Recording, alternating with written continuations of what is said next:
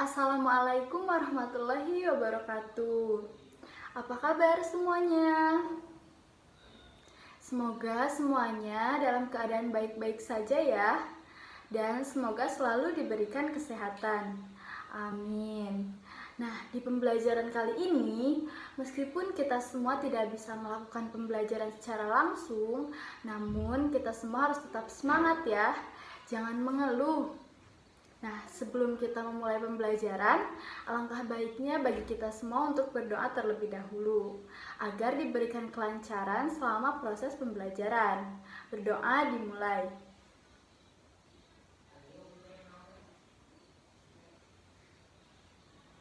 Selesai. Sepertinya di sini sudah pada tidak sabar ya ingin memulai pembelajaran. Baiklah, kita langsung saja mulai pembelajaran hari ini. Nah, di pertemuan kali ini kita akan belajar mengenai prinsip geografi dan contoh penerapannya. Nah, kita semua mungkin sudah tidak asing lagi ya dengan fenomena geosfer seperti bencana banjir, kemudian gempa bumi, dan erupsi gunung api. Nah, beberapa fenomena geosfer ini juga dibahas di dalam prinsip geografi. Coba di sini ada yang sudah tahu apa saja prinsip geografi?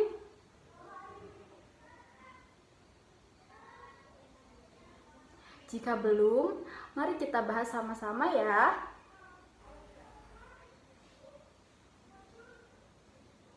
Nah, prinsip pokok geografi ada 4. Yang pertama yaitu prinsip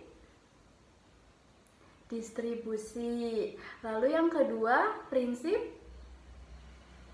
interrelasi. Yang ketiga yaitu prinsip deskripsi.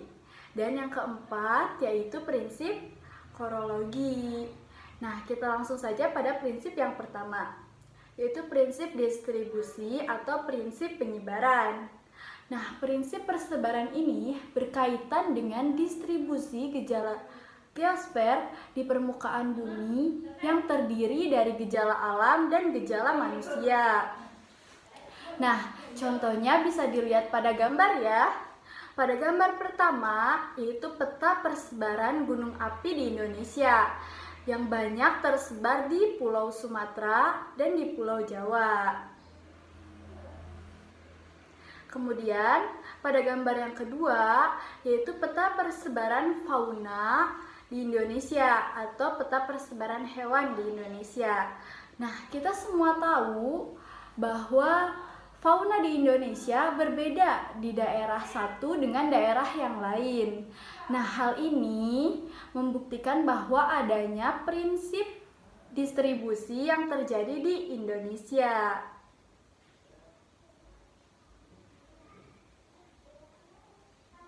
Nah, ini juga salah satu gambaran persebaran fauna di dunia. Lalu, prinsip yang kedua yaitu prinsip interrelasi atau keterkaitan. Nah, prinsip interrelasi di sini artinya memiliki hubungan antara satu fenomena dengan fenomena yang lain. Dapat berupa hubungan saling mempengaruhi atau timbal balik. Nah, contohnya bisa dilihat ya pada gambar di samping. Ada yang tahu apa arti dari gambar 1 dan gambar 2? Ya, pada gambar 1 terjadinya penebangan hutan di bagian hulu yang menyebabkan terjadinya banjir parah. Nah, fenomena ini menunjukkan adanya prinsip interrelasi antara gejala sosial dan gejala fisik, hubungan antara perbuatan manusia yang berdampak pada kerusakan alam yang terjadi. Lalu prinsip yang ketiga yaitu prinsip deskripsi atau penggambaran. Nah, prinsip ini merupakan pemaparan atau penggambaran dari hasil kajian studi geografi terhadap fenomena, itu typo, dan gejala yang ada. Nah, prinsip deskripsi ini menyajikan data lewat peta, grafik, tabel, serta diagram. Nah, bisa dilihat ya pada contohnya.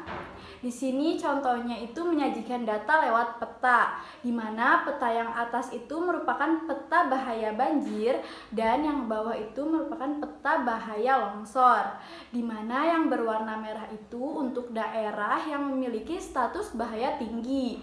Kemudian yang berwarna kuning untuk daerah yang memiliki status bahaya sedang. Dan yang berwarna hijau merupakan atau untuk daerah yang berstatus bahaya rendah atau bisa dikatakan aman.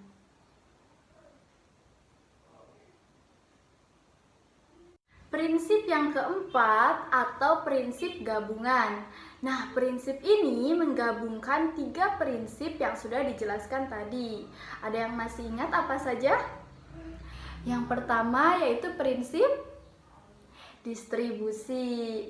Yang kedua yaitu prinsip interrelasi. Lalu yang ketiga prinsip deskripsi. Sepertinya di sini semuanya sangat fokus ya memperhatikan. Nah, prinsip korologi ini bertujuan untuk menelaah fakta, gejala, serta permasalahan yang terjadi di suatu tempat, yang mana semuanya itu ditinjau dari segi persebarannya, interrelasinya, integrasinya, dan interaksinya dalam suatu ruangan tertentu.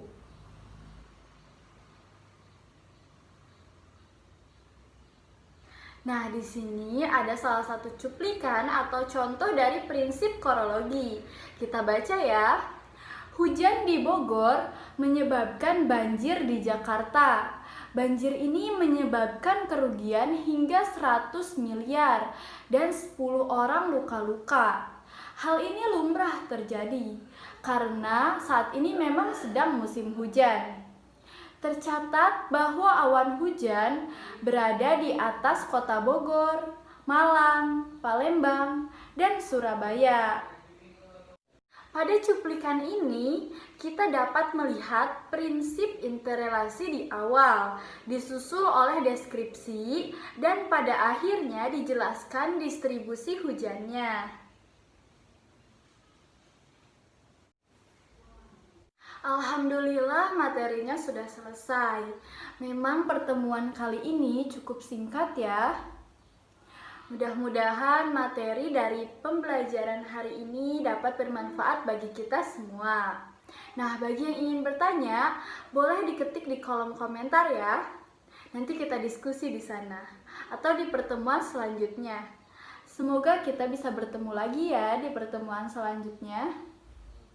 Terima kasih semuanya sudah sangat semangat dan sangat fokus memperhatikan pembelajaran kali ini. Kita akhiri saja pertemuan hari ini. Wassalamualaikum warahmatullahi wabarakatuh. Sampai jumpa.